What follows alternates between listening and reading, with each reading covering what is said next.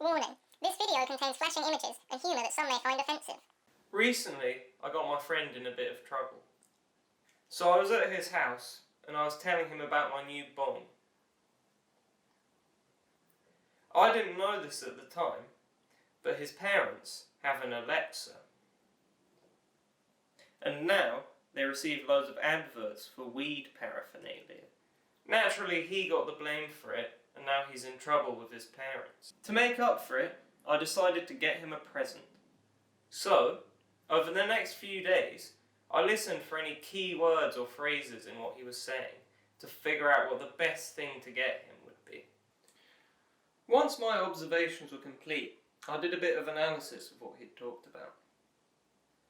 Using the analysis, alongside what knowledge I already had about his interests and his character, including intimate stuff like his sexual fantasies and everything embarrassing he'd ever said, I was ready to make my decision about what to get him. Initially, he was a bit creeped out that I knew exactly what he wanted, but he loves his new present, and everything's fine between us. And I've made a mental note not to say anything that could get anyone into trouble while there's an Alexa in the room. Right, yeah, we're recording. Do you remember those crisps? I forgot what they're called, but like, they come with a little salt thing, and you just put it in the packet and like shake it all up. No. Ah, those are sick. Hey guys, thanks for tuning in. Today we're in Cupham, and we're going to meet the new place that's bringing a crunch to South London. I'm Connor. And I'm Lily. And we're the proud owners of the Wrustly Packet, a round-the-clock celebration of crisps, where London's coolest come to enjoy a gourmet crisp explosion. Even though we only serve crisps, we're more than just a crisp restaurant. When you walk in the door of the Wrustly Packet, it's like you've walked into a different dimension. You'll be absolutely gobsmacked by the amount of crisps we have. When I was a kid, I remember that crisps used to be a really quite special thing. You know, you'd go on your bike after school and the bell rings and you'd get a proper bag of crisps. All that's changed now. You've got multi-packs, competitions. It's all just getting so commercialised and you've just lost that special something. So we've tried to do things a bit differently around here to bring back the crisp. Here's the menu. We've got an awesome selection of crisps. We usually stock around 200 varieties of crisps. At the moment it's like 215 or something. An enormous variety of crisps from every corner of the world. We obtain most of our international products online. Most of it's actually quite easy to get hold of if you've got the right connections. Some of it's pretty specialist though. That's why we have smugglers. That's what we call them, it's a joke. We've got people travelling from all over the world looking to find the best crisps that this planet's got to offer, so they can deliver those great flavours to people that come and check out the restaurant, and hopefully bring them a really positive experience.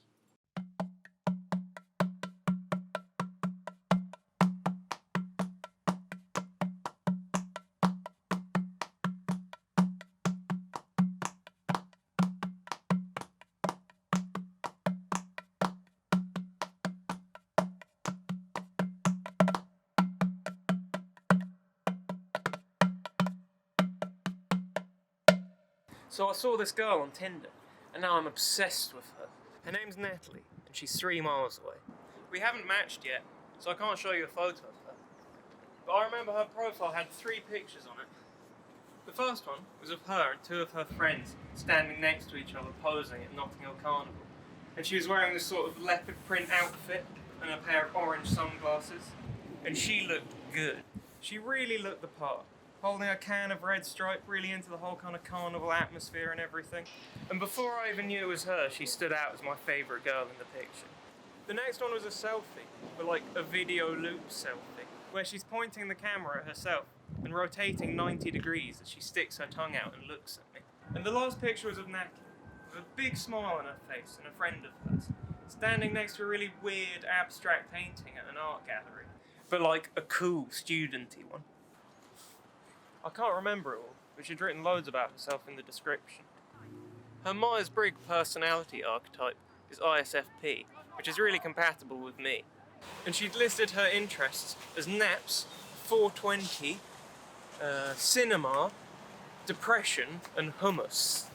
This is unbelievable. I've never felt this way before. I even told my grandmother about her, and she was so happy for me. She said she hadn't seen such a big smile on my face since I was a kid, but she warned me not to get too crazy about Natalie, and to wait and see if we match on Tinder before getting carried away.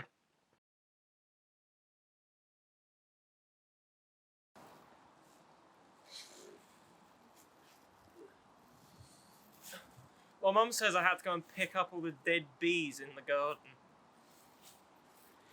But I think I'm going to have a break now.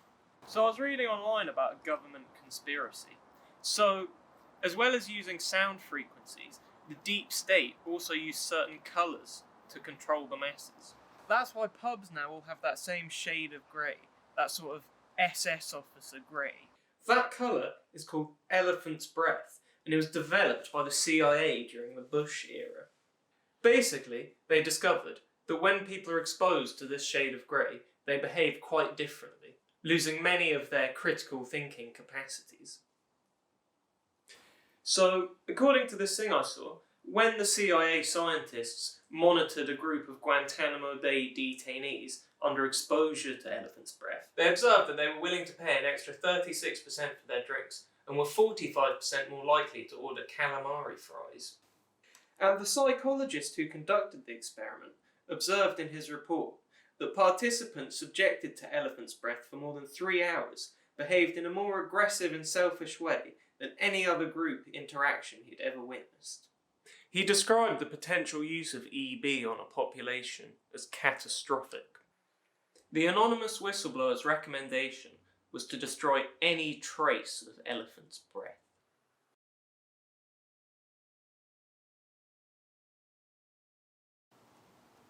You know, copyright laws can really hinder independent artists.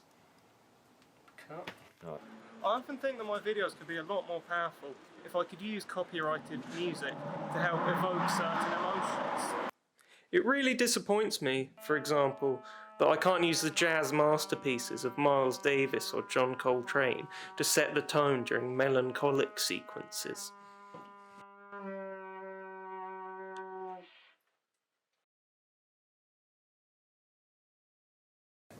So what kind of things do people normally go for when they come here? People really like the American crisps. They're pretty big. Our orders are usually about 30% American crisps. I think they see people eating all these crisps on American shows and they want to try it for themselves, to be like part of the story. So like Funyuns, for example. People get so excited about Funyuns, and there's another one called Hers. And that one's and so yeah, we always make sure to stock up on those big American brands. The Asian crisps are a big seller. I think people like the design and the calligraphy more than anything. I mean, some of the packets are pretty cool with like pictures of dragons or downtown Tokyo. They've got mad flavours like seaweed, crab, salmon, banana. Flavours you just can't get here. Last week we were actually very lucky to get a very exclusive shipment in from Japan and South Korea. They were jokball puffs. Jokball is a traditional Korean delicacy of pig feet. People absolutely loved it. We also get a lot of people in here that just come back from their gap year, so you know, they want the Thai crisps and whatever, but to be honest, they are unbelievable. Vegan crisps are a pretty big thing here as well, which I'm very happy about because it means, you know, we're really making a difference. Yeah, I think it's really cool how we want to put the lives of animals over our own crisp habits. I mean, loving crisps is great and everything, but we've really got to think of our impact on the planet. The vegan meat flavours are actually dank as well. Like there was this limited edition flavour they had in 2015 called Smoky Bacon, and yeah, that one's vegan and it's amazing. But yeah, it's so rare now. It's like, I don't know, 50 quid for a 6-pack, something crazy like that. It's yeah. Ugh. Apparently 80% of Muslims are covered in poo.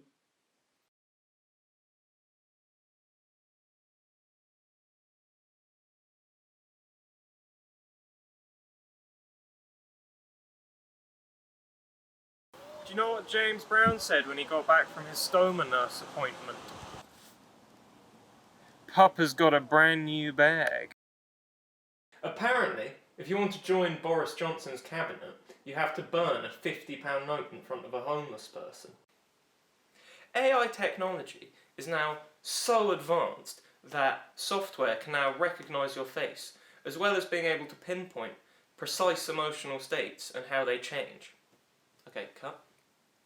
Wait, what? So what I do is I film setups to jokes, and then I go back later and I think of a punchline, and I film the punchline and just add it to the setup. So if I like have a good setup, I just film it, you know. Oh, alright. No.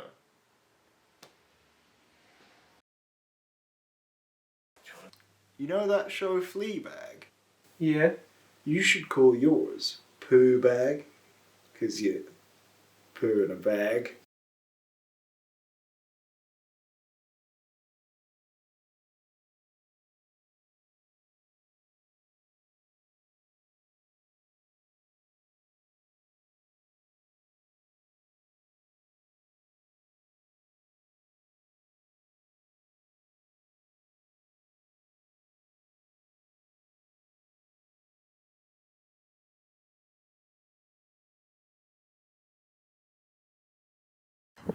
Me and Natalie matched. Since I found out, I've been unable to contain my excitement.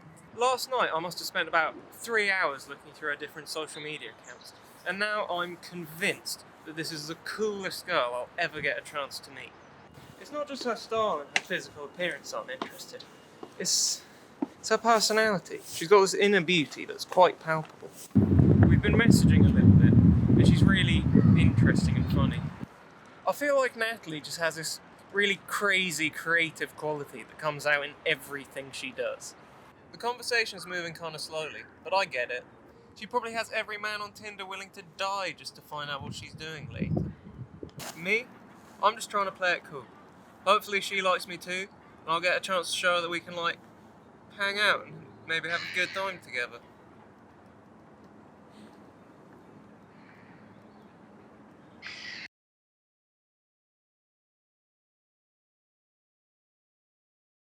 Do you guys have a favourite flavour, or are you not really like that?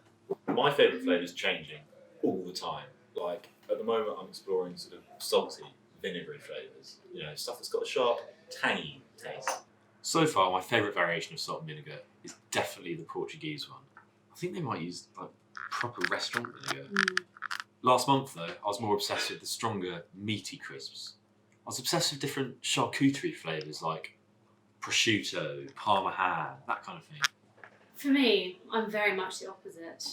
I'm a loyalist. My favourite flavour, the ultimate flavour for me, is Lay's spicy ketchup. It's tangy, it's sweet, it's savoury. It's just great. Also, it's tomato, so you feel, good afterwards, like you've eaten a salad or something. But who knows, maybe I'll find something else to take the top spot. I'll just have to keep experimenting.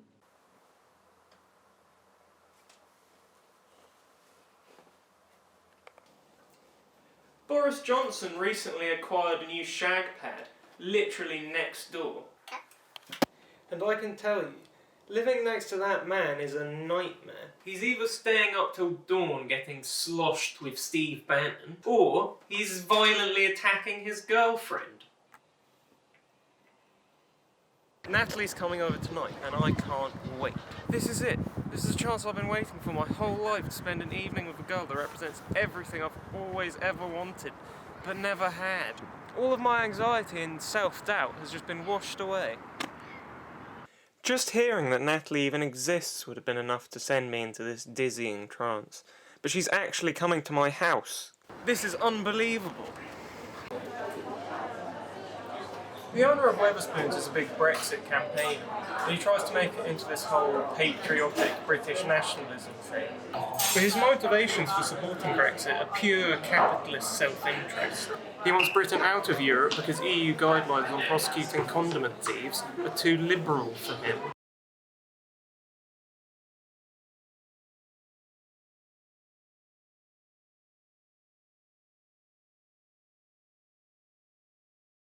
Most of our customers like the whole idea of the place, and they enjoy eating crisps here, even if they do think it's a bit out there.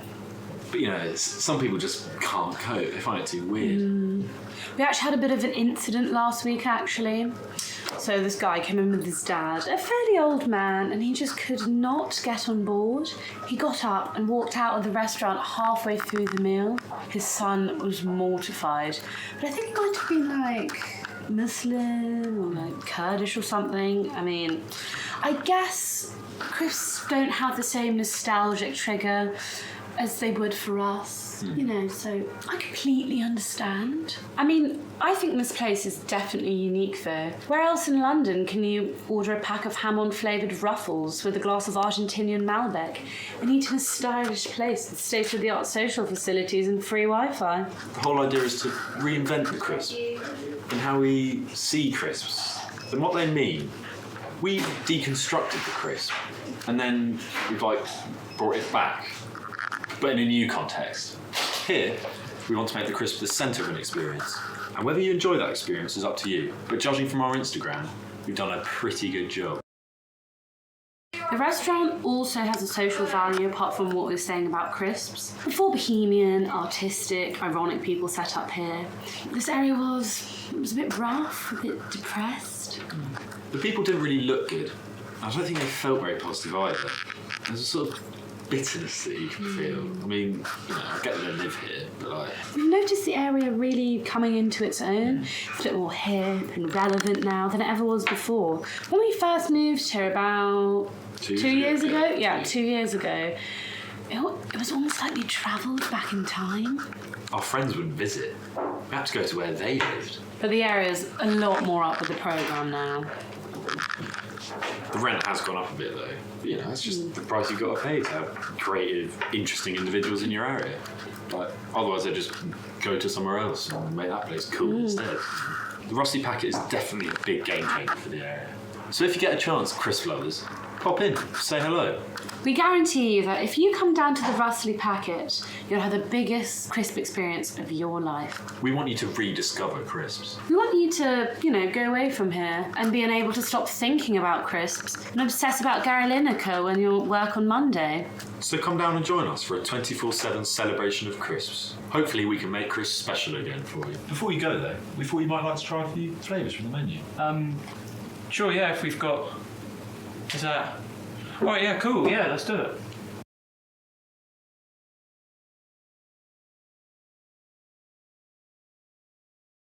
Natalie says she's going to come over in a couple of hours, and everything's set up for us to have the perfect evening together. Since Natalie's so special, tonight has to be special too. I've cooked a big lamb dansack with poppadoms that I made myself.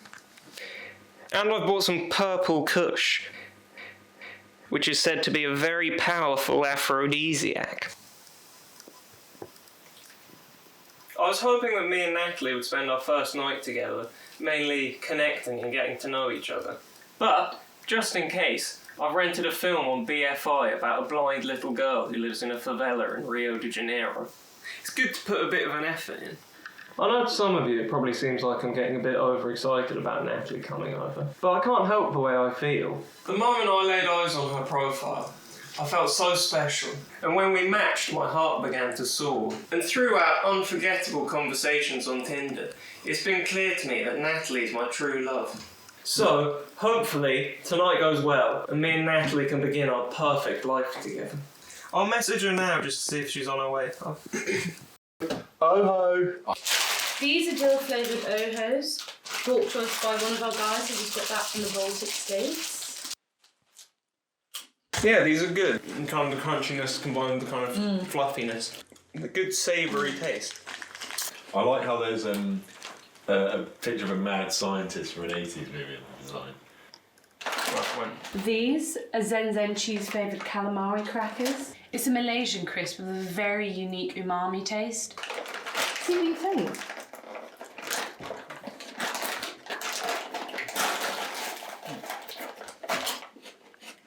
Those are better than I expected there with me, that works. Yeah, it's good, that squid flavour, you know, which can sometimes be a bit overpowering, combined with that lighter cheese taste, works really well. Now, this actually might surprise you, but here at the Wrustly Packet, we've actually got quite a wide selection of crisps from Syria. Because of the Assad regime's trade policies, Syria has actually got a really interesting independent crisp scene. We've got 2 here to sample. Mr. Corn Pizza Rollinos and Derby Chips. Right. Syrian crisps are quite sought after here. I think the whole political situation over there makes them even more special. Yeah, I think people like the idea that people in Syria, you know, they're still enjoying crisps and celebrating crisps, even though they've lost so much. Now, from the pizza rollinos, it's really clear what you mean about, you know, the Syrian crisps being kind of unique and independent. But these ones are Derby chips. I'm not sure where you're getting here from. They're just kind of tasteless, aren't they? They're from Syria.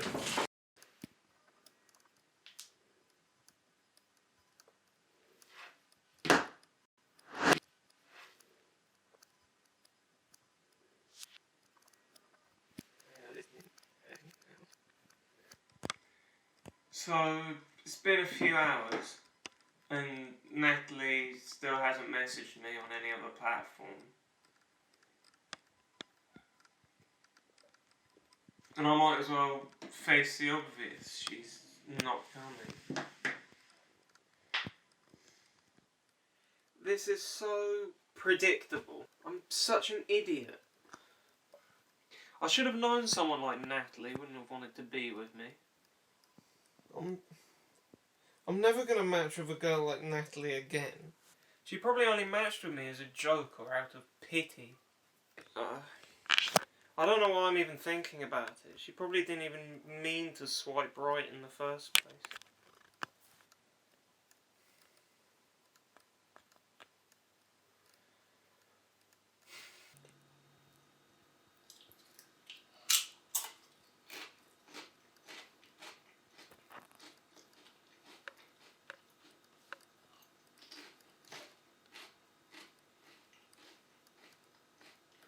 Okay, time to put your taste buds to the test. Nongshim hot and spicy flavoured shrimp crackers imported to us from Korea. Our smuggler who brought them back said that in Korea they're traditionally eaten with chopsticks because the chili is so powerful on them that you can't get it on your fingers, it's too dangerous.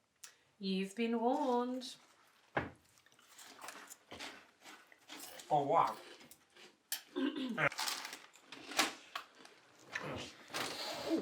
Can I get like what's more? Can we cut? Can we cut? Cut. Oh shit. Right. Alright, can I get like can I have some like water? Do the thing with the focus. Yeah, I'll just wait, can I?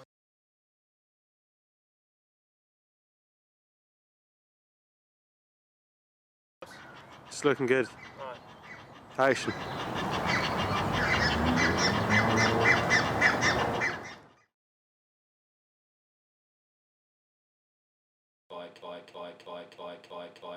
Like.